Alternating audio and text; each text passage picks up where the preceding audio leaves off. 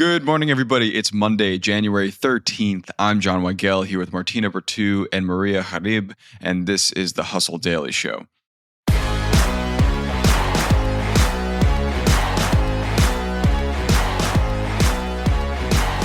Meta made their move in the AI game last year and launched AI profiles on all their social media platforms, hoping that users would chat with them, of course.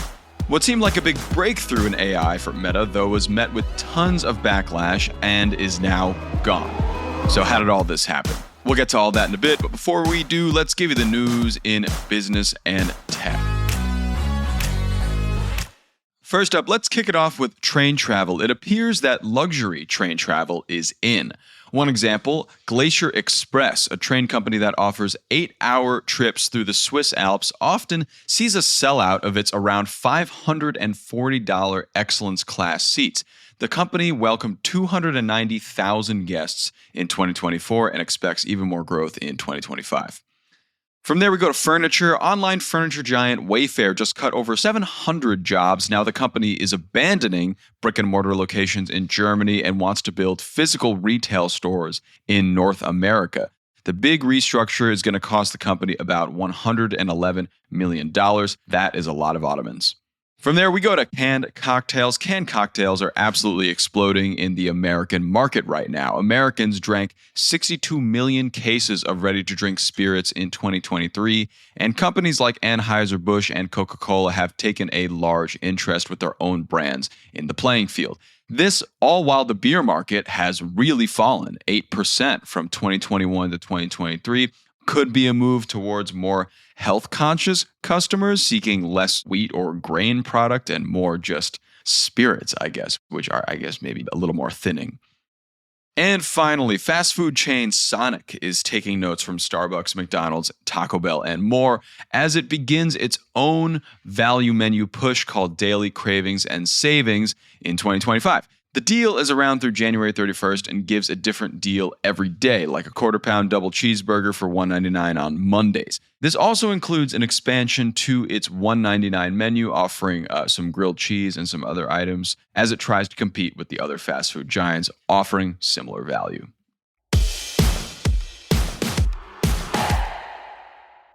Hey everybody, it's your host, Jon Weigell. If you love the insights HubSpot brings to your podcast feed, then you're going to love Marketplace Tech. This daily podcast keeps you up to speed about the latest in tech news and what it all means for the economy.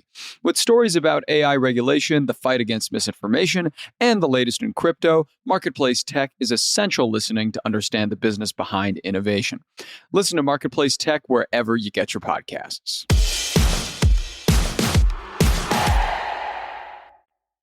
Okay, on to our main story today. As mentioned above, today we have Martina back on with Maria from the Mindstream newsletter to dive into Meta sunsetting its AI profiles. Take it away, y'all.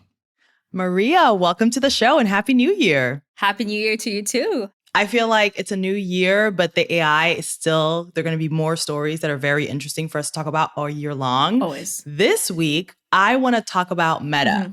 So they've been getting some backlash on their AI profiles. I know that in 2023, they had launched these like celebrity AI profiles.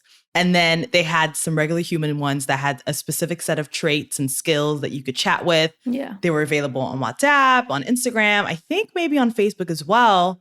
Now they're getting some backlash and they're pulling back. So give us the context. What's happening here?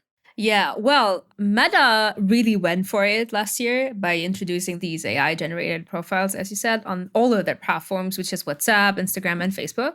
The idea was to create these virtual personas that you can chat with, like relationship coaches and motivational buddies, etc. So it sounded kind of cool on paper, but in practice, not so much, So people got pretty annoyed really quickly. Some users didn't even realize they were AI at first. And when they did, they found the whole thing kind of intrusive. So to make matters worse, there was a bit of glitches here and there. So that made it impossible to block these AI profiles. So imagine trying to escape an annoying chatbot and then realizing it's unblockable.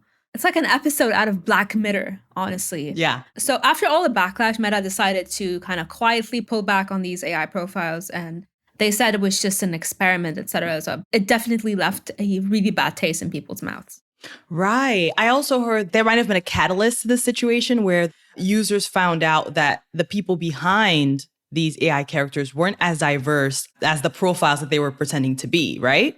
Yeah. Everyone was really like freaked out. There was one of them, I think, if I'm not mistaken, it was a Ivy or something like that. And she says she's a clear Black woman. And then all of a sudden they found out that that was fake. All of it was fake. Right. So we're hearing a lot about these AI profiles that are being created. But then when you kind of look at the people who are creating them behind the scenes, they might not be matching the profiles that they're creating. And I think in general, there's a lot of talk these days about virtual AI relationships, both platonic and romantic. You know, you have companies like Friend, and then you have apps like Character AI that are essentially built on this premise. How popular are these apps becoming? So AI relationships are booming. Character AI and apps like Replica, etc., and many others are becoming really, really popular, especially for people who want companionship without having the complications of human relationships. It's not just romantic. It's some people that just want an actual virtual friend, to chat with. So these apps are raking in millions of users. For example, Character AI reportedly had over 4 million active users last year, and the number is climbing. It's a huge number, but it's also climbing. These bots are available 24/7. They don't judge, and you can kind of shape their personality to be whatever you want them to be, whether it was a therapist you're looking for, or a bestie, or a romantic partner. It's like having a custom-made emotional support AI. I can imagine. I know sometimes I go to family and friends to vent, and sometimes they don't give me the exact response I'm looking for. Sometimes it's like, I don't want advice. I just want to vent, and I want you to tell me that I'm right. It's just listen to me. Yeah. Right. Just listen to me. So I imagine some of the appeal of these AI profiles, these characters, is that you can go to them and get exactly what you're looking for at a specific time, whether it's a therapist, whether it's a mom figure, a friend. I mean, there's so much that these can offer, but there's also a downside. Yeah. I know that Character AI recently got in hot water because of how one of its characters interacted with a minor in the weeks leading up to their death. So what are some concerns that come up when we think about AI chiding with folks? Yeah, so the whole idea is kind of tricky. As you said, Character AI in particular called out after like a chatbot had some seriously inappropriate interactions with a teenage boy.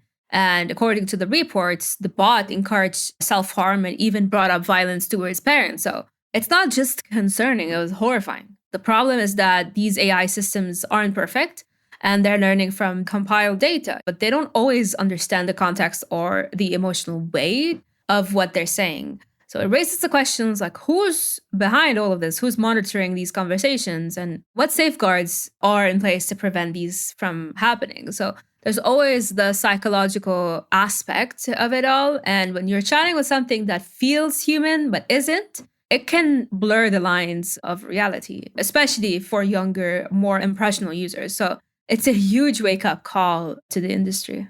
Yeah, I mean, you brought up so many good points there. I'm wondering, are you seeing a high percentage of underage users interacting with these AI profiles? Do we know if there's kind of a breakdown there in terms of what population is using the most? Maybe it's by generation. I'm curious if there's any data that you've seen on that. Yeah. There's definitely a significant number of underage users interacting with these platforms. And, you have to put stuff into perspective. When we were kids, specifically people that were born in the 90s, we were really raving about everything that had to do with MySpace, that had to do with MSN. So teenagers in general are curious. Yep. And when you're marketing something as a friend or a companion, it's naturally going to appeal to them. The issue is most apps aren't doing enough to verify ages or protect younger users. Character AI, for example, recently announced that they're working on age-specific version of their AI to create a safer environment for teens. But honestly, it feels like they're playing, catch up after incidents like the one with the chatbot we mentioned before. So it's clear that safeguards like stricter age verification and content filters and active moderation need to be baked from the start, not after something goes terribly wrong. Right. That's one thing that's pretty shocking for me to hear, that it's now that an incident has happened that they've decided to put safeguards for children, when I'm sure they can tell what the breakdown of their user population is like. And they should have had these things already set in place from the very beginning. Yeah. I kind of played around with Character AI a couple of days ago just to get a sense of the platform and to get a sense of the characters that were created on that platform. I mean, you get anything and everything. Yeah. It's kind of wild. And when I tried to use the chat bot, one of the things that I saw at the bottom of the chat, it said, this is not a real person. This is AI. Yeah. But it's, you know, small fine print at the very bottom. And if you're not paying attention to that, you could forget, especially like you said, an impressionable minor. If it sounds like a human and it talks like a human, why wouldn't I believe that this is a real person behind the screen? Exactly.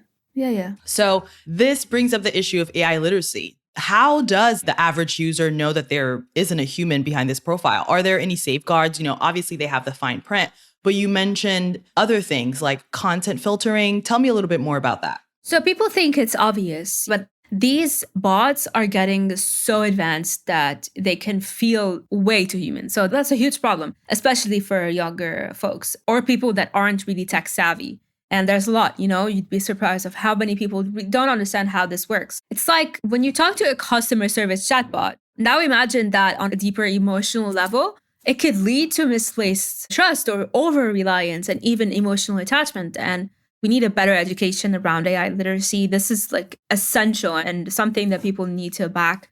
They need to know what these systems are capable of or what their limitations are. And most importantly, that's not a human. Transparency is everything. And when ChatGPT came out, people were really raving about it, that they started asking it anything and everything. And they forgot that that's a bot at the end of the day that runs on data. So it's not going to give you every single information out there. It's not going to save your life. It's something that is built on information being fed to it. This is not a human being. This is a robot that you need to kind of gain from rather than just take and not understand, you know, the risks of it all.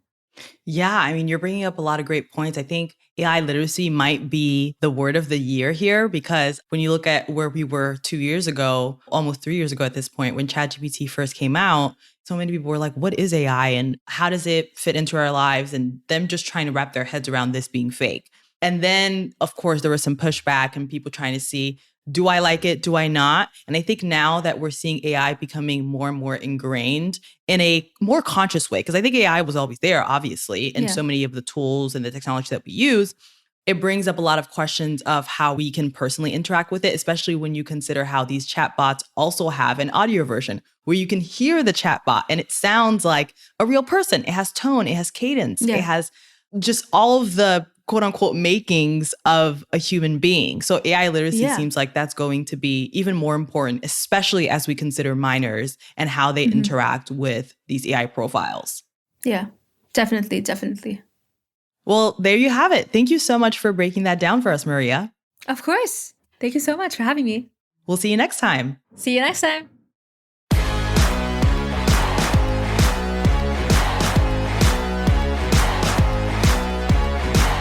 All right, that'll do it for us today. Thanks, everybody, for tuning in to the Hustle Daily Show. We're a proud part of the HubSpot Podcast Network. Our editor is Robert Hartwig. Our executive producer is Darren Clark. We've got a ton more tech and business coverage in our newsletter. If you're not subscribed, go sign up at thehustle.co/email and follow us on Instagram at The Hustle Daily.